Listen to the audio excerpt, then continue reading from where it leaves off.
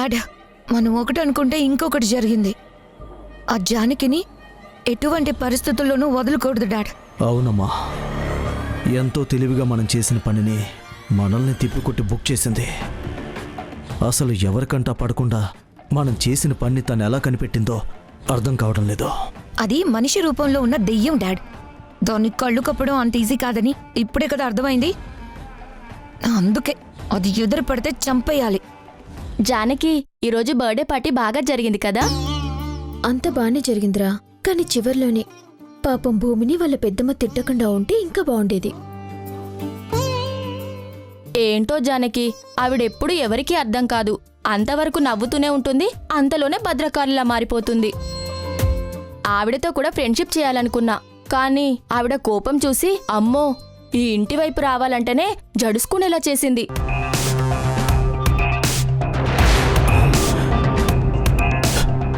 చూడమ్మా, మనల్ని ఎంత ఇబ్బంది పెట్టి వాళ్ళిద్దరూ ఎంత హ్యాపీగా నడుచుకుంటూ వస్తున్నారో. డాడ్, ఇంకా ఆలోచిస్తావేంటి? డైరెక్ట్ గా వెళ్ళి గుద్దేయ్. అవసరం లేదమ్మా, ఎదురుగా వెళ్ళి బెదిరిస్తే సరిపోతుంది.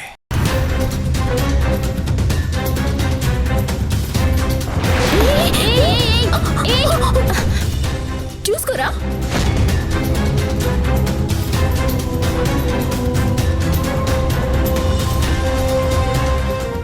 మా దారిలో మేము వెళ్తుంటే మాకెందుకు అడ్డొచ్చారు? నీకు బుద్ధి చెప్పాలి అంటే ఇలా అడ్డు రావాలి కదా. అది బుద్ధున్న వాళ్ళు చెప్పాలి. ఏయ్, కొట్టానంటే పళ్ళు రాలుతాయి. నువ్వెంత, నీ వయసు అంట? నువ్వు మా డాడీని అంటావా?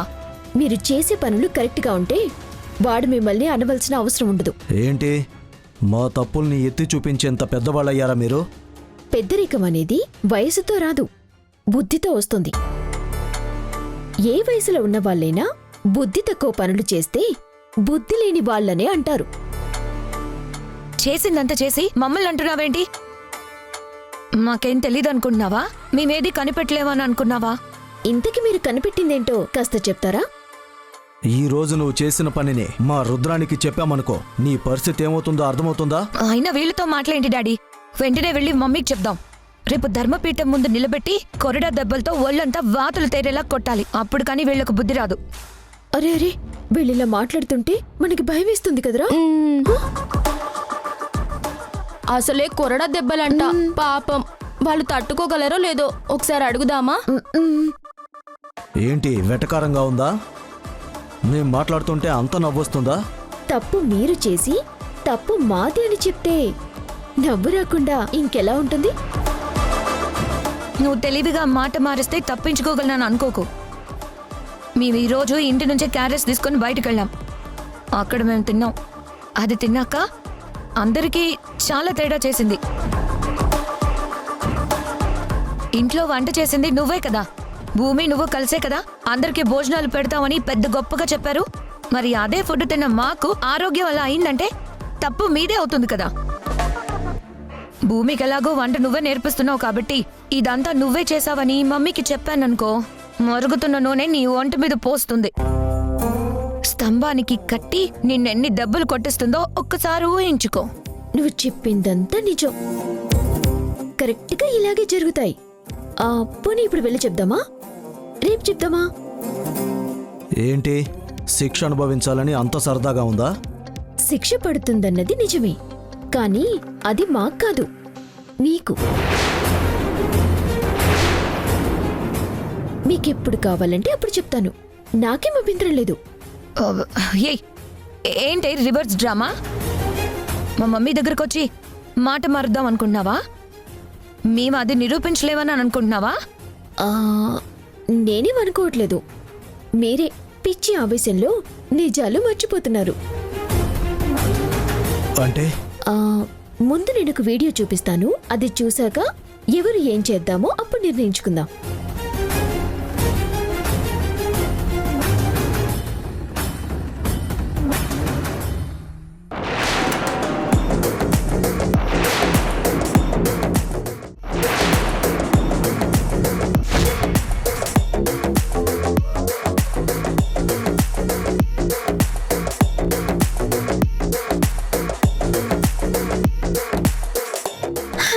ఇప్పుడు చెప్పండి, రుద్రాణి గారికి ఎప్పుడు చెప్దామో అప్పుడే వెళ్ళి చెప్దాం.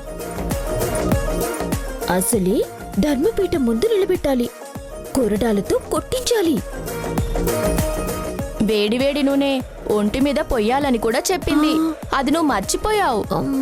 అవునరా, నువ్వు బాగా గుర్తు చేసావు. ఇది కూడా చేయాలి. ఇప్పుడు చెప్పండి. ఏ ఏంటిది? మేం చెయ్యింది చేశామని మాకు చూపిస్తున్నారేంటి? అంటే ఇలాంటి దొంగ వీడియోలు కూడా తీస్తారా? విక్రమ్ సింహ గారు, ఇది ఎంతటి ఏఏ యుగమైనా ఏఏ వీడియోలకి నిజం వీడియోలకి తేడా ఉంటుంది. అది తెలియక తప్పు చేసింది మీరు. కానీ దేవుడనేవాడు ఒకడు ఉంటాడు కదా, మంచి వాళ్ళకెప్పుడు కాపలాగానే ఉంటాడు. ఈ వీడియో మేము చూడగానే తిన్నగా వెళ్ళి నేను మీ అమ్మగారికి చూపించొచ్చు. అప్పుడు ఇంట్లో మీ పరిస్థితి ఎలా ఉంటుందో ఒకసారి ఆలోచించుకోండి. కానీ ఎందుకు చూపించలేదో తెలుసా? నేను నీకు ఆ రోజు చెప్పాను, భూమి జోలికొస్తే ఊరుకునే ప్రసక్తి లేదు అని. మీరిలా చేసి అక్కడ భూమిని చెడ్డదానిగా చూపించి ఆ ఇంటికి నిన్ను రాకుండా ఆపాలని మీరు ప్రయత్నించారు. కానీ ఇంట్లో మనుషుల మీద పగబట్టే నీలాంటి వాళ్ళకి ఎలా బుద్ధి చెప్పాలో నాకు తెలుసు. ఈ వీడియో మీ అమ్మగారి దగ్గరికి వెళ్లకుండా నా దగ్గరే ఉంచుకున్నాను. మీరు చేసిన పనిని మీకే తెలివిగా తిప్పికొట్టాను. మీరు తిన్న ఫుడ్లో మీరు కలుపుకున్న మందు బాగా పనిచేసింది. అందుకే మీరిలా మాట్లాడుతున్నారని నాకు అర్థమైంది. మీరేం భయపడక్కర్లేదు. ఈ వీడియో రుద్రాణి గారికి చూపించను. ఎందుకంటే మీరు చేసిన తప్పుకి మీకు శిక్ష పడిపోయింది. మళ్ళీ కొత్తగా ఇది చూపించి మీ ఇంట్లో గొడవలు పెట్టాల్సిన అవసరం నాకేం లేదు. కానీ ఒక్కటి గుర్తుపెట్టుకోండి, భూమి మీ టార్గెట్ అని నాకు తెలుసు. భూమి నా చెల్లెలని మీరు తెలుసుకుంటే మంచిది. నేను నా అనుకున్న వాళ్ళని కంటికి రెప్పలా చూస్తాను. వాళ్ళ జోలికి ఎవ్వరొచ్చినా సరే తోట తీసేస్తాను. మరీ ముఖ్యంగా నా కన్ను కప్పి భూమిని మీరేమీ చేయలేరని తెలుసుకోండి. నన్ను ఈ ఇంటి నుంచి పంపించటం మీ తరం కాదని ఇప్పటికైనా గుర్తుపెట్టుకోండి. పద్రబుజ్జి.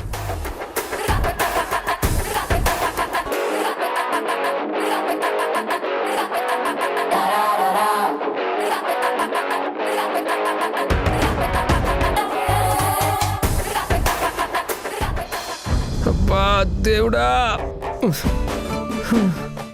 అయ్యో ఏంటి నీళ్ళు అంత వేడిగా ఉన్నాయా? జానకి చెప్పింది కదా, ఇంత వేడి నీటితో కాపడం పెడితేనే నడు నొప్పి తగ్గుతుంది అని. అసలు నొప్పితో చచ్చిపోతుంటే ఇప్పుడు వేడి నీళ్ళు నా ఒంటి మీద పడితే ప్రాణాలు పైకే పోతాయి. అలా ఏం జరగదు బావా. జానకి చెప్పిందంటే ఖచ్చితంగా తగ్గుతుంది. నువ్వు అలాగే ఉండు.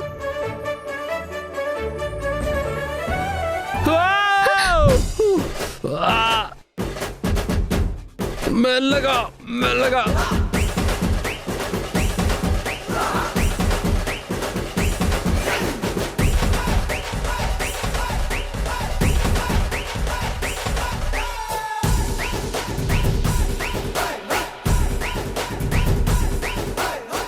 అవును బావా, ఇంతకీ నువ్వు ఎలా పడ్డావు?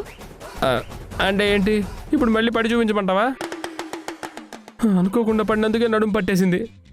ఈసారి నీకు చూపించాలని పడ్డాను అనుకో, నన్ను తీసుకెళ్ళి ఐసీయూలో పడేస్తారు. అప్పుడు డాక్టర్ బయటకు వచ్చి ఫీల్తో కళ్ళజోడు తీసి మీ అందరినీ చూస్తూ నన్ను క్షమించండి, ఆయన వెన్నుపూస పూర్తిగా విరిగిపోయింది, ఇక శాశ్వతంగా మంచానికే అంకితం అయిపోతారని స్లో మోషన్లో ఓ ఫీల్ డైలాగ్ చెప్తాడు. మీరందరూ ఏడుస్తుంటే వెనక నుంచి అనుకున్నామని జరగవు అన్నీ, అనుకోలేదని ఆగవు కొన్ని అనే సాంగ్ వస్తూ ఉంటుంది. అవసరమా?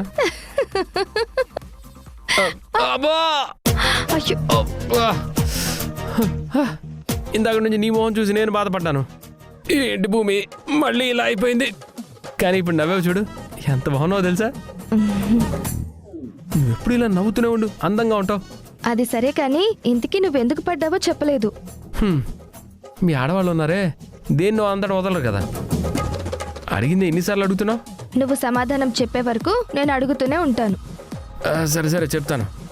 నీకు తెలిసిందే కదా, కుముద తన పుట్టినరోజు కోసమని అందరినీ నాకేం గిఫ్ట్ ఇస్తావు అని అడిగింది.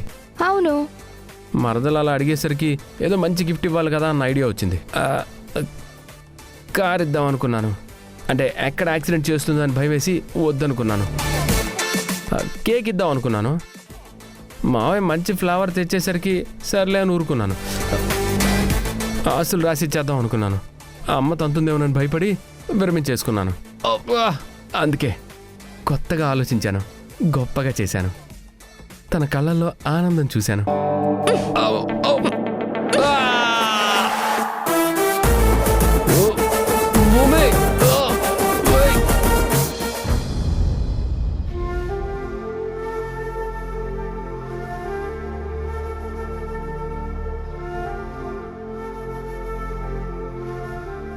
ఖచ్చితంగా భూమి ఏదో చెప్పలేకపోతుంది. తన మనసులో ఉన్న నిజాన్ని నాతో కూడా పంచుకోలేకపోతుంది. నేను ఎన్ని విధాలుగా ప్రయత్నించినా భూమి నా దగ్గర ఏదో దాస్తోంది.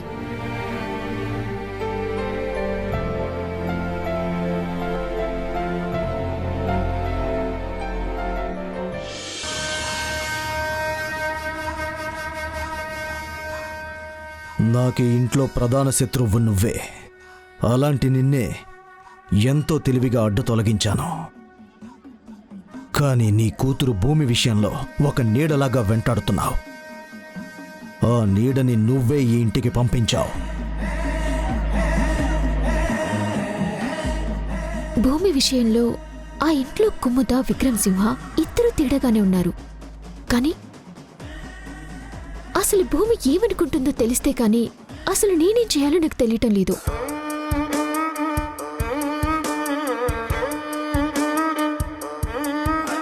అమ్మ దక్షమ్మ, నీ కూతురు నన్ను అక్క అంది. తను నాతో మాట్లాడినప్పుడల్లా నాకే తెలియని ఒక అభిమానం తన మీద ఏర్పడుతోంది. ఈ బంధం ఏంటి నాన్న అని మా నాన్నని అడిగితే, కొన్ని బంధాలు దేవుడు ఏర్పరుస్తాడన్న మాటకి అర్థమేంటో మనకి తెలియకపోయినా ఖచ్చితంగా దాని వెనకాల ఏదో ఒక రహస్యం దాగుంటుందని చెప్పారు. ఆ బంధమేంటో నాకు తెలియదు, కానీ భూమి బాధపడితే నేను తట్టుకోలేను. భూమికి అన్యాయం జరుగుతుందంటే నేను ఊరుకోలేను. అదే కాకుండా మీ భర్త అయిన నా ఫ్రెండ్కి నేను మాటిచ్చాను. భూమికి ఇష్టం లేనిది జరగదు అని, అడ్డుపడతాను అని చెప్పాను.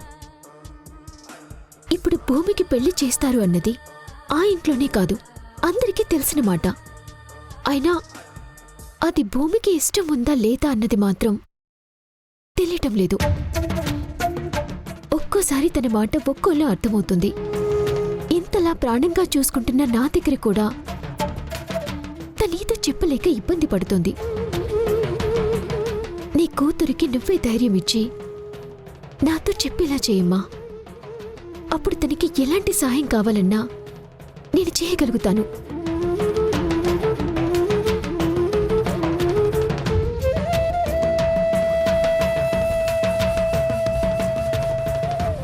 నాకు తెలుసు దక్ష, నువ్వు నాకు ఎప్పుడో వార్నింగ్ ఇచ్చావు. కానీ ఆ రోజు కేవలం అదొక మాట అనుకున్నాను. కానీ ఈరోజు అర్థమవుతుంది.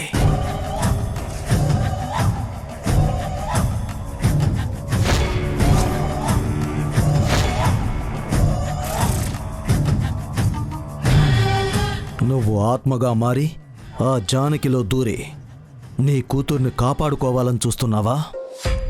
నీ ఆత్మని ఎలా కంట్రోల్ చేయాలో, ఏ ఇంటి మనిషి కాని ఆ జానకిని ఈ ఇంటి నుంచి ఎలా పంపించాలో, నీ కూతురు జీవితంలో చీకటిని ఎలా నింపాలో నాకు బాగా తెలుసు. నీ కూతురుకు నువ్వు మంచి జీవితాన్ని ఇవ్వాలనుకున్నావు. కానీ తన చిన్నతనం నుంచి తన తలరాతను నేను మారుస్తున్నాను. వెళ్ళిపోయిన నువ్వు కానీ, ఇక్కడ తనని కంటికి రెప్పలా కాపుకొస్తున్న జానకి కానీ నేను రాస్తున్న నీ కూతురు తలరాతని మార్చలేరు.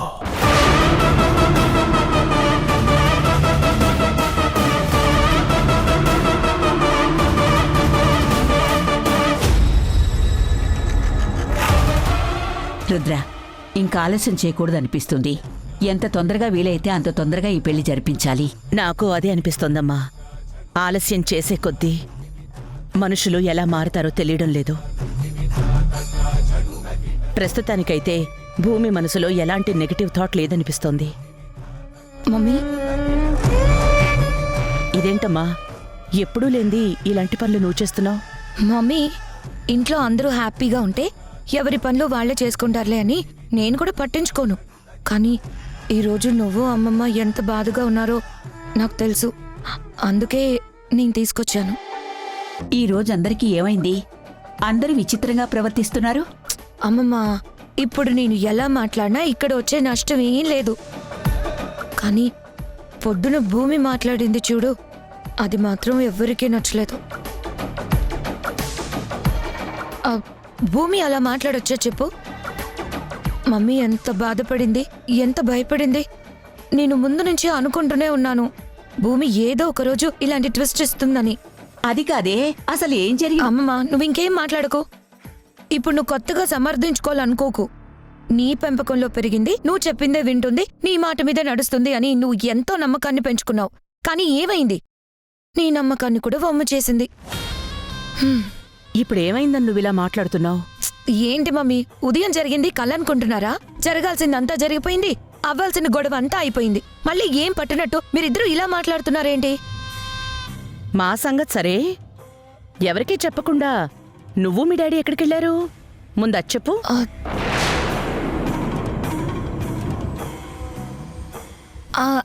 అదే గుడికెళ్ళాం మమ్మీ. గుడికెందుకు? అలా అడుగుతావేంటి మమ్మీ? ఇంట్లో భూమి అలా మాట్లాడేసరికి నాకు గుండె ఆగిపోయినంత పని అయ్యింది. డాడ్ కూడా నువ్వు బాధపడుతూ ఉండడం చూసి తట్టుకోలేక చిన్న పిల్లాళ్ళ ఏడ్చేశాడు తెలుసా? మనమేం చేస్తాం డాడీ? భూమి అలా మాట్లాడింది, భూమిని ఆ జానికి అలా మార్చేసింది. ఇదంతా ఆ జానికి తప్పు, భూమి తప్పు కాదు అని నేను డాడీకి చెప్పాను.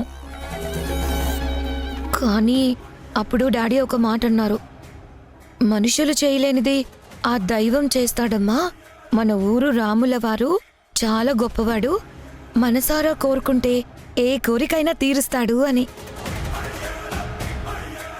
అందుకే వెంటనే మనం గుడికి వెళ్ళి భూమిలో మార్పు రావాలని కోరుకుందామని అన్నారు. మేమిద్దరం గుడికెళ్ళి పూజ చేయించి భూమి మారాలి, మీ మాట నిలబడాలి అని మేము ఎంతగానో దేవుణ్ణి మొక్కుకున్నాం.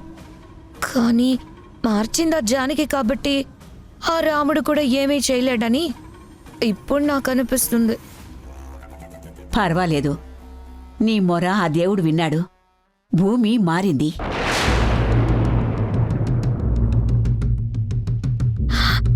ఏంటి? భూమి మారిందా? జోక్ చేస్తున్నావా అమ్మమ్మ? మీరు ఇంట్లో నుంచి వెళ్ళాక నేను భూమిని అడిగాను. దక్ష ఫోటో మీద నమ్మకం పెట్టి నీ మనసులో ఏముందో చెప్పమని గట్టిగా నిలదీశాను. అప్పుడు భూమి నాకు మాటిచ్చింది, తన మనసులో ఏమీ లేదు అని.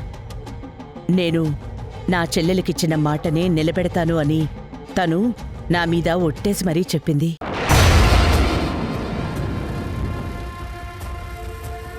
అందుకే భూమి విషయంలో భయపడాల్సిన అవసరమేం లేదు. నిజంగా మన ఊరు రాముడు గొప్పవాడు. మీరలా వెళ్ళి కోరుకోగానే ఇలా తీర్చేశాడు. ఇక తొందరలోనే అమ్మమ్మిచ్చిన మాట నిజం అవబోతుంది.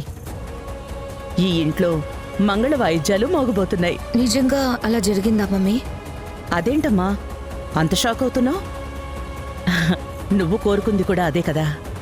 ఏదైనా ఒక పెద్ద షాకింగ్ న్యూస్ తెలిసినప్పుడు మనిషి 10 సెకండ్ల పాటు మైకంలోకి వెళ్తాడని నేను కాలేజ్లో చదువుకున్నాను.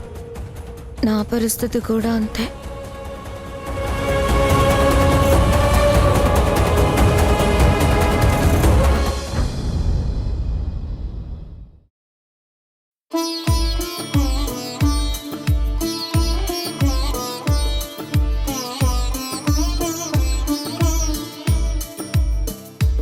అమ్మగారు మీ కాఫీ తీసుకురమ్మంటారా? అవసరం లేదు, కూర్చో కూర్చో. నువ్వు వెళ్ళి భూమిని పిలుచుకురా. అలాగే అమ్మా. ఏమండి కుముదా?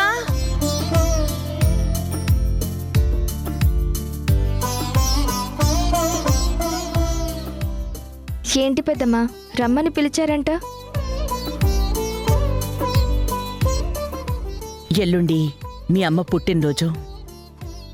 అమ్మని చూసుకునే అదృష్టం నీకు లేకపోయినా మీ అమ్మ గొప్పతనం ఏంటో, తనని అందరూ ఎలా ఆరాధిస్తారో నీకు తెలుసు కదా.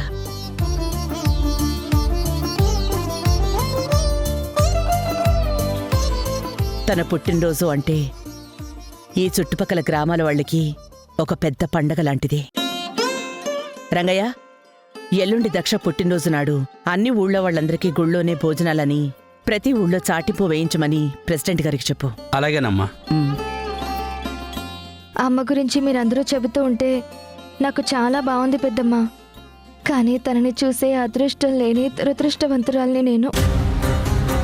అలా అని నువ్వెప్పుడు అనుకోవద్దమ్మా.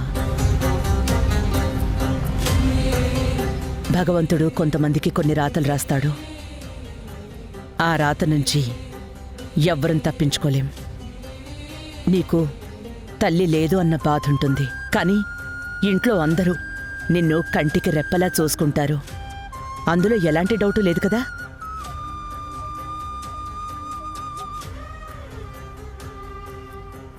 ఆడపిల్లకి పెళ్లి ఇష్టమైతే సిగ్గుపడుతుంది, ఇలా బాధపడదు. అదేం లేదు, ప్రస్తుతానికి పెళ్లి చేసుకోవడం మాత్రం నాకు ఇష్టం లేదు. నాకు కావాల్సింది ఇదే భూమి. నువ్వు బావకి దూరం అయితేనే కదా నేను దగ్గర అయ్యేది. సరే, మరి ఈ మాటని ఎవరితో చెప్తావు? మమ్మీతో చెప్తే అస్సలు ఒప్పుకోదు, అమ్మమ్మతో చెప్తే నిన్నే తిడుతుంది. మరి ఈ పెళ్లి ఎలా ఆగుతుంది అనుకుంటున్నావు? నిన్నొకటి అడగాలనుకుంటున్నాను, అడగొచ్చా? అక్క దగ్గర ఇలా పర్మిషన్ అడుగుచ్చా?